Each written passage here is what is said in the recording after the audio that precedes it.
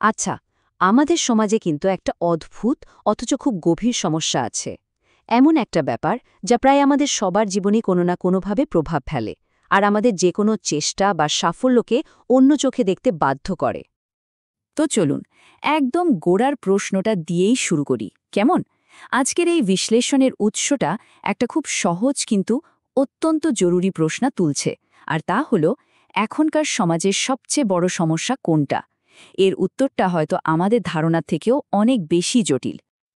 তো উৎসটা কি বলছে?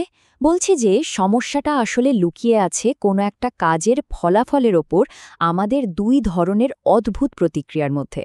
মানে কোনো কিছুর শেষটা দেখে আমরা কিভাবে রিয়্যাক্ট করি, তার মধ্যেই আসল সমস্যাটা। চলুন দেখি সে দুটো প্রতিক্রিয়া ঠিক কী। এই স্লাইডটা একবার দেখুন, এখানেই কিন্তু লুকিয়ে আছে সেই অদ্ভুত ব্যাপারটা।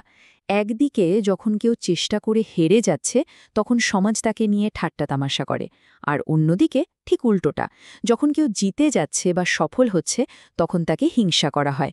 মানে ফলাফল যাই হোক না কেন, সমাজের প্রতিক্রিয়াটা কিন্তু সেই নেতিবাচকই থাকছে। আচ্ছা, তাহলে চলুন এই পুরো বিষয়টাকে একটু কাটাছেড়া করে দেখা যাক। সবার আগে আমরা কথা বলবো ব্যর্থতার দিকটা নিয়ে।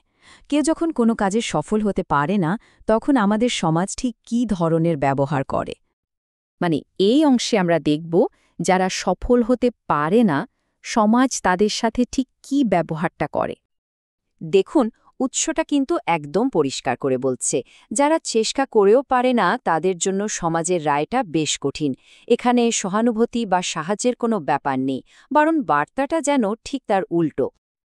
এই স্লাইডের লাইনটা দেখুন, কি সাংঘাতিক! সরাসরি সকলে তাকে নিয়ে তামাশা হাসি ঠাট্টা করে। মানে এখানে কোনো ঘুরিয়ে বলার ব্যাপারই নেই। আপনি ব্যর্থ, ব্যাস আপনার পুরস্কার হলো উপহাস। একবার ভাবুন তো, ব্যাপারটা কতটা মন ভেঙে দেওয়ার মতো। বেশ, ব্যর্থতার দিকটা তো দেখা হলো, কিন্তু মুদ্রার তো আরেকটা পিঠও আছে, তাই না? যারা সফল হয় তাদের কি হয়? সমাজ কি তাদের মাথায় তুলে নাচে, নাকি অন্য কিছুই অপেক্ষা করে? আর এখানেই তো আসল মজাটা। উৎস বলছে যারা নিজেদের লক্ষ্যে পৌঁছে যায় তাদের জন্য কিন্তু একটা নেগেটিভ প্রতিক্রিয়াই অপেক্ষা করছে। মানে সাফল্য পেলেও পরিস্থিতিটা মোটেও পজিটিভ নয়, যা বেশ অবাক করার মতোই। একদম ঠিক তাই। এই স্লাইডের কথাটা শুনলেই বুঝবেন, সফল মানুষকে নিয়ে হিংসা করে গাজলে সবার। তার মানে কি দাঁড়ালো? কেউ ব্যর্থ হলে সে উপহাসের পাত্র, আর সফল হলে সে হিংসার শিকার। কি অদ্ভুত, তাই না? তাহলে ব্যাপারটা কি দাঁড়ালো বলুন তো? এটা তো একটা দুমুখো তলোয়ারের মতো হয়ে গেল। যেদিকেই যান না কেন আঘাত খেতেই হবে। এমন একটা পরিবেশ যেখানে আসলে জেতার কোনো রাস্তাই খোলা নেই। আর এই বিষয়টা কিন্তু মোটেও হালকাভাবে নেওয়ার মতো নয়।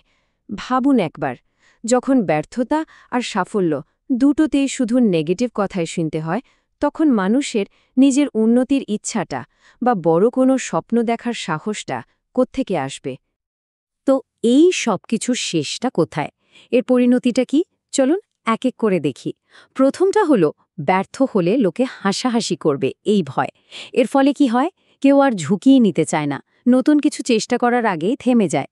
এরপর দ্বিতীয়টা, সাফল্যের প্রতি হিংসা। এজন্য আমরা অন্যের ভালো কিছুতে মন থেকে খুশি হতে পারি না। আর এই দুটো মিলেমিশে কি তৈরি হয় জানেন? ভয় আর নেতিবাচকতায় ভরা একটা সংস্কৃতি, যেটা আসলে আমাদের সবাইকে একটা অদৃশ্য খাঁচায় আটকে রাখে। তো এত সব আলোচনার পর এবার প্রশ্নটা কিন্তু আমাদের নিজেদের দিকেই আসে। আমাদের নিজেদের ভূমিকাটা ঠিক কী? আমরাও কি নিজের অজান্তেই এই চক্রের একটা অংশ হয়ে যাচ্ছি না? আর এখানে এই আলোচনাটা শেষ হচ্ছে একটা অত্যন্ত জরুরি প্রশ্ন দিয়ে। যে সমাজে হারলেও শাস্তি, আবার জিতলেও শাস্তি, সেখানে মানুষ চেষ্টা করার, এগিয়ে যাওয়ার আসল অনুপ্রেরণাটা পাবে কোত্থেকে? প্রশ্নটা আমাদের সবার ভাবার জন্য রইল।